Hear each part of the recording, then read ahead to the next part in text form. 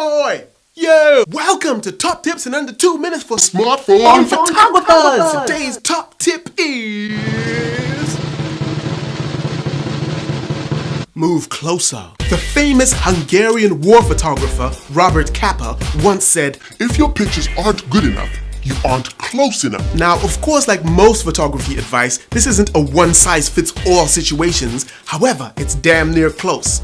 All you have to do, if your picture doesn't lead the eye to the subject you want people to focus on, is move closer.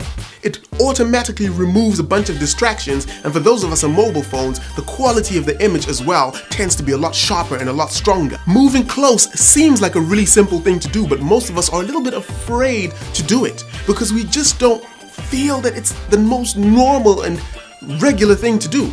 My advice to you is move close and go even closer than you think you need to, just to get used to the idea of really getting in close to your shot.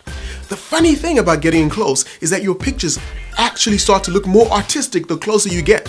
Now, of course, there are some subjects which you cannot get closer to, but anything that you can get closer to, especially if you find yourself in a situation where you have to shoot and you don't know what to do and you're a bit stuck, moving in closer typically is great because it removes the distractions and it increases the sense of intimacy. And what's more, the impact is much stronger. Word of warning. Try not to use your phone's digital zoom. All it's doing is making the photo larger. You're not actually getting in closer. And what happens is you get a really degraded image. The quality is just not as crisp and sharp as when you move in with your 2 feet. So make sure you do that and you should be good. I hope you found that useful. If you did, leave me some comments down below. Subscribe to the channel. Click the bell icon to be notified anytime I put out a new video. And remember, it's not how good you are. It's how great you are becoming.